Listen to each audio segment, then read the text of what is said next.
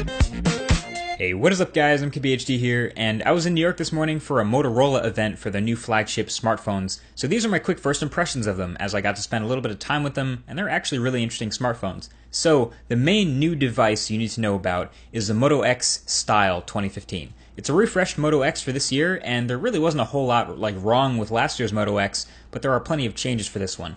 It's like the Nexus 6 and the 2014 Moto X got together, had a baby, and then attached a piece of metal to the back of it.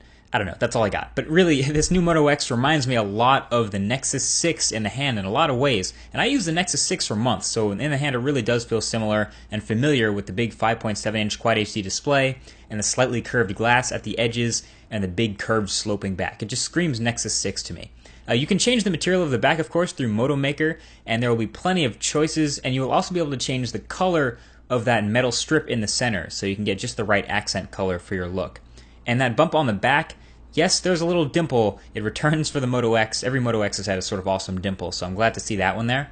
And the Moto X has, on paper, pretty killer specs. Alright, are you ready? Are you sitting down? Have a listen to this list. Okay, Snapdragon 808 6-core chip inside, which has had no problems in any other devices. 3 GB of RAM.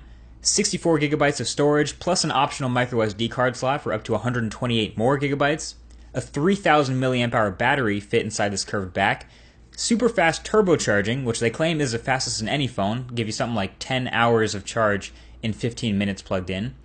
A 5.7-inch Quad HD LCD display, which is about 520 pixels per inch, and it's big, but with really thin bezels, so the whole phone should fit in the same footprint as something like an iPhone 6 Plus, so it's not insanely huge.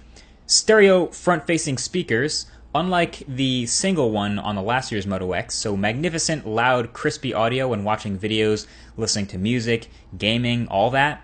A brand new, totally revamped 21 megapixel camera on the back with a f2 aperture, dual LED flash, and of course capable of shooting some crispy 4K video. Throw in 802.11 AC Wi-Fi, Bluetooth 4.1, and yes, it has NFC, looking at you OnePlus. And all of the hardware here is paired with a near stock Android experience in the software, so it's tailored to give a few improvements here and there to add function, but also allow for quick updates, so hopefully this phone will be getting Android M pretty early.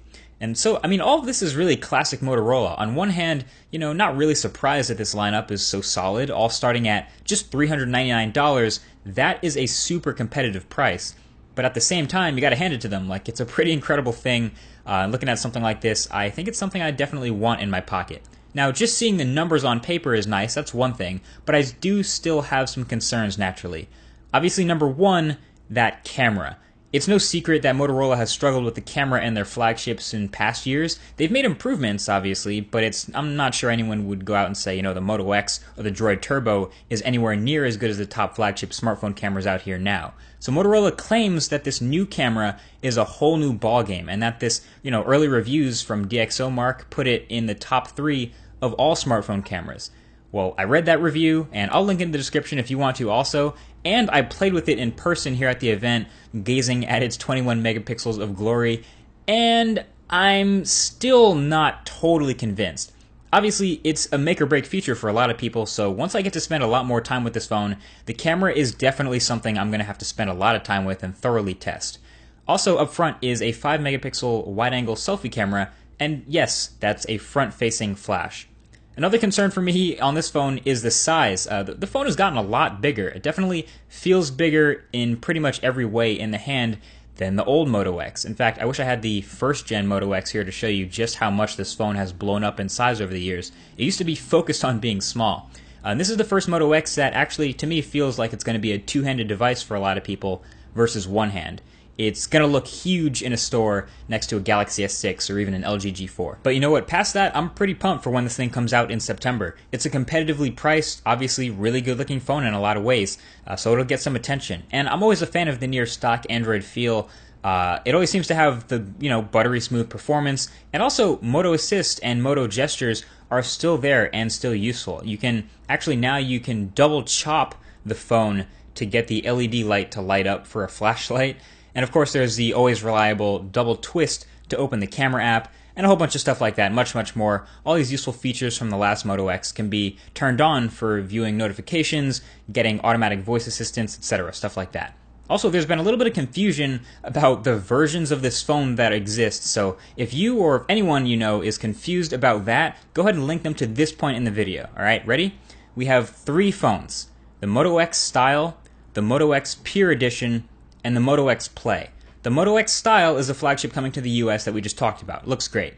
The Moto X Pure Edition is the same thing, but unlocked, no contract, and sold directly to the consumer, and that works with LTE bands from basically every carrier. So nothing really pure or different about that experience, just no carriers involved. Pop a SIM card in and go. Same price. And then the Moto X Play is actually a different phone that's never coming to the US, but it'll cost $100 less, have a smaller 5.5-inch 1080p display, Snapdragon 615, 2 gigs of RAM, and a huge 3,630 milliamp hour battery.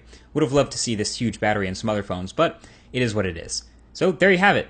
These are my impressions of Motorola's new hardware. Feel free to leave a thumbs up if you enjoyed, and see if you can guess what camera this video was shot on.